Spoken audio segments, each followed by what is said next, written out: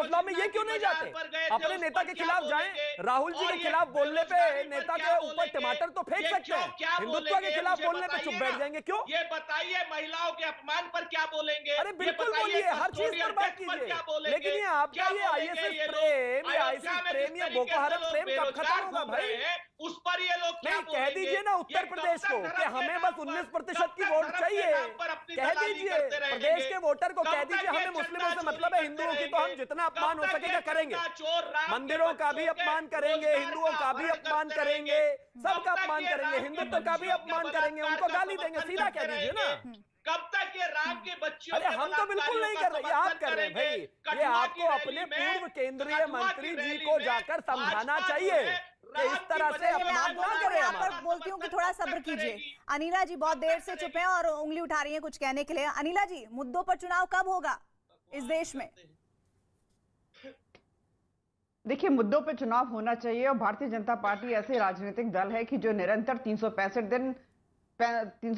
दिन 24 घंटे तैयारी करती है, और तैयारी जब की जाती है तो केवल और केवल एक वर्टिकल पे नहीं की जाती है, वो सभी वर्टिकल्स पे की जाती है। बात करिए ना, किस पे बात करना चाहते हैं विरोधी दल? क्या निरंतर हम बात नहीं कर रहे? हम इंफ्रास्ट्रक्चर पे बात नहीं कर रहे हैं क्या? क्या हम जो हेल्थ सेक्टर के बारे में बात नहीं कर रहे? शांत रहिए, मैं बहुत देर से चुप होकर बात सुन रही थी।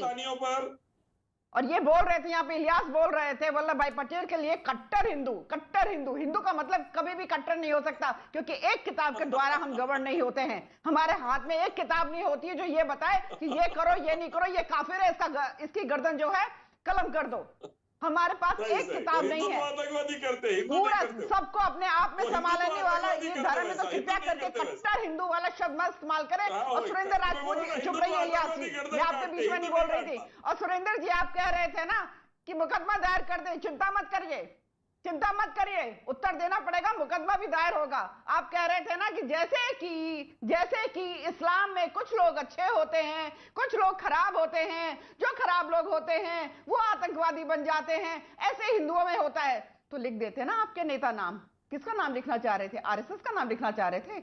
आरएसएस को आप लोग बताते हैं कि आतंकवादी संगठन है।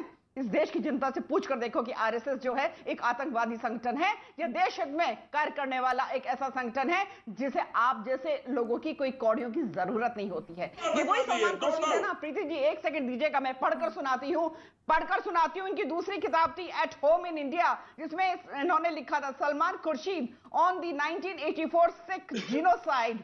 ही सेड, या he wrote, there was also a terrible satisfaction amongst Muslims who had not completely forgotten the partition's unpleasant aftermath. Hindus and Sikhs were alike paying for their sins.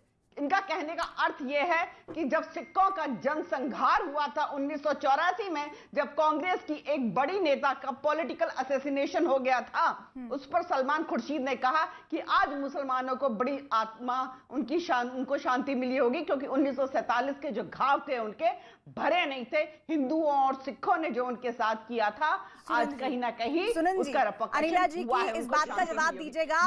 सुनिए, ठीक है अनिला जी, आपने अपना पॉइंट क्लियर कर दिया है। मैं सुरेंद्र राजपूत जी को वापस लाना चाहती हूँ इस डिबेट में। सुरेंद्र राजपूत जी, ये मुझे बताइए कि हिंदुत्व की एक मिनट शराफुद्दीन जी आ रही हूँ आपके पास। मुझे ये बताइए कि हिंदुत्व की वजह से कहां पर, किस मुल्क में आतंकवाद है? हिंदुत्व ऐसी कौन सी विचारधारा है जो लोगों पर कहीं किसी हिस्से में थोपी जा रही है? और हिंदुत्व की वजह से किसने AK-47 उठा ली है, जो बोको हराम, और साथ ही साथ किस तरह से ISIS से तुलना की गई है उस किताब में?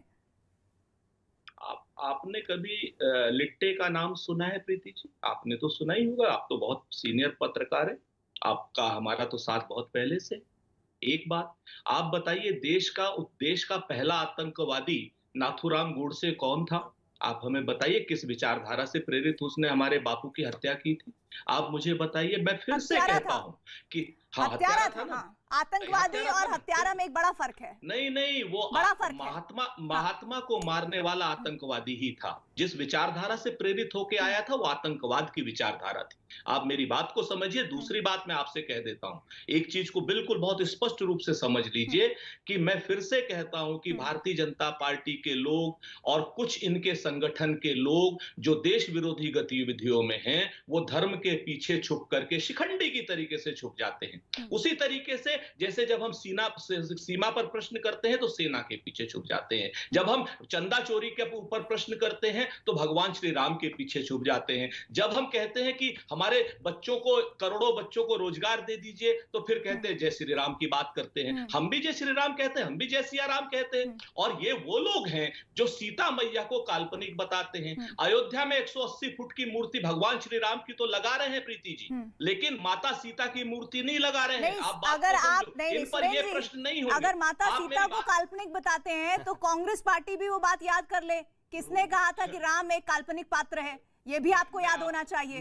मैं आपसे जिम्मेवारी से कहता हूं कि अगर आप वो हलफनामा ला करके, जिसमें अगर कांग्रेस के किसी भी एक नेता के दस्तखत हो, कांग्रेस के किसी भी एक नेता के, ध्यान रखिएगा मेरी इस बात को, जिन नेताओं के दस्तखत थे वो डीएमके के थे, और उसी डीएमके की सरकार को 500 करोड़ रुपया अटल बिहारी वाजपेयी ने दिए थे राम सेतु को तोड़ने के लिए। हमने नहीं बताया कभी काल्पनिक, हमारे तो श्रद्धेय हैं, हमारे तो, आप तो रघुनंदन खुद हैं, आप तो प्रीति रघुनंदन खुद है, और हम लोग तो ऐसा सतयुग आ गया है। कांग्रेस वाले भी सच बात भगवान श्री राम की इतनी तारीफ कर रहे हैं। समय का चक्कर है। अरे भाई, ये बीच में कौन बोल रहा है, मेरे को फिर परेशानी हो रही है, मैं टीवी नहीं देख पा रहा हूँ। जो भी बोल रहा हूँ मैं हाथ जोड़ के कहता हूँ, अपनी अपनी बारी में बोल लो, नहीं तो फिर हम आपकी बारी में बोलेंगे, अच्छा लगेगा। मैं आपसे फिर से पूछता हूँ, शिवम त्यागी, यानी आप झूठे आरोप लगा रहे थे। वो कह रहे हैं वो दस्तावेज लेकर आइए जिसमें राम को उन्होंने काल्पनिक पात्र बताया हो। एक कांग्रेस पार्टी के नेता का दस्तखत। चलिए जवाब ले लेते हैं शिवम। ठीक है, पहला लाइन से कहता हूं, इनके राहुल गांधी जी का बयान है, जो लोग मंदिर में जाते हैं वही फिर बस में जाकर महिलाओं को छेड़ते हैं। इनका बयान, राहुल जी का बयान, ये राहुल जी का बयान है। सुनिए, अभी दूंगा आपको। अब बीच में मत बोलिए, बीच में मत बोलिए। आप बोल रहे थे तो देखिए कितने, अब इनका प्रॉब्लम यही है, लेकिन मैं चिल्ला सकता हूं, इनसे बेहतर मेरी आवाज जाएगी, आप कितना भी चिल्लाइए। पहला बयान 2019 में कपिल सिब्बल सुप्रीम कोर्ट में राम मंदिर की कार्रवाई, राम मंदिर का जो प्रोसीजर सुप्रीम कोर्ट में चल रहा था उसे रोकने गए थे कि नहीं गए थे? 2007 में राम सेतु को हलफनामा इन्होंने दिया था। अब ये टीवी पर बैठकर झूठ बोल रहे हैं, उसका भी डॉक्यूमेंट लेकर आऊंगा। 3 और इसके अलावा भगवा आतंकवाद की किसने कहानी गढ़ी थी? ये आपने गढ़ी है कहानी भाई। भगवा आतंकवाद किसने गढ़ा इस देश में? आपने गढ़ा। कमाल की बात है, इतने नफरत और दूसरे धर्म से इतना प्यार कि माइनॉरिटीज और specifically Muslims have the first right on the resources of this country. हिंदुओं से इतनी नफरत क्यों करते हैं सुरेन जी? आप भी तो हिंदू ही हैं, है ना? और दूसरी बात, 180 फीट 180 मीटर क्या 1080 मीटर की भगवान श्री राम की मूर्ति लगाएंगे? आप भी आना, स्वागत है आपका। बेशक आपने कितना भी पाप किया हो, कितना भी रोका हो मंदिर को, लेकिन भगवान श्री राम तो वो हैं कि जो मरा मरा मरा मरा कहने वाले को भी, और उसकी भी जो अरदास है, उसकी भी जो वो है, उसको एक्सेप्ट कर लेते हैं। तो हो सकता है कि 200-400 साल में आपकी भी जो गलतियां आपने की हैं वो एक्सेप्ट कर ली जाए कहीं ना कहीं, और आपको जो है माफ कर दे भगवान श्री राम। इस 30-40 साल में तो खैर नहीं लगता। तो मेरा अपना मानना है, इतनी जल्दी आप राम के गुण गाने लगे हैं, ये कहीं ना कहीं इस देश के हिंदू की, इस देश की मेजॉरिटी की और इस देश की सरकार की जीत है। मैं तो कहता हूं रोज सुबह शाम माला जपिए, अच्छी बात है, कम से कम कहीं तो बदलाव हुआ। जवाब दीजिए सुरेन जी। बहुत अच्छी बात कही शिवम त्यागी जी। हमें नहीं पता था कि शिवम त्यागी और भारतीय जनता पार्टी भगवान श्री राम के ठेकेदार हो गए। इन्हीं के लेटर से हमको मुक्ति मिलेगी। हमें नहीं चाहिए ऐसी मुक्ति। हमारे भगवान श्री राम हमारे आराध्य हैं और हम उनके वंशज हैं। आप इस चीज को भूल जाओ। एक बात मैं आपको बता देता हूं, मैं फिर से जिम्मेवारी से कह रहा हूं कि भगवान श्री राम की 180 फीट की मूर्ति बन रही है। माता सीता की अगर बन रही हो तो बता दें। अनिला जी बैठी, चूंकि अनिला जी गंभीर प्रवक्ता है, अनिला जी मुद्दों की बात करती हैं। अनिला जी बता दें। इनको तो खैर थिथराई करनी है, चूंकि इनके पास जिम्मेवारी कोई नहीं है। दूसरी बात आप आ जाइए। करने वाले दूसरी बात कैसे करने लगे भाई? एक मिनट, अब दूसरी बात पे आ जाए। दूसरी बात पे आ जाइए। अब हम अनिला जी की बात का जवाब करने वाले माँ सीता की बात प्रीति जी, अब हम अनिला जी की आइए, हम अनिला जी की बात कर लेते हैं। अनिला जी से मैं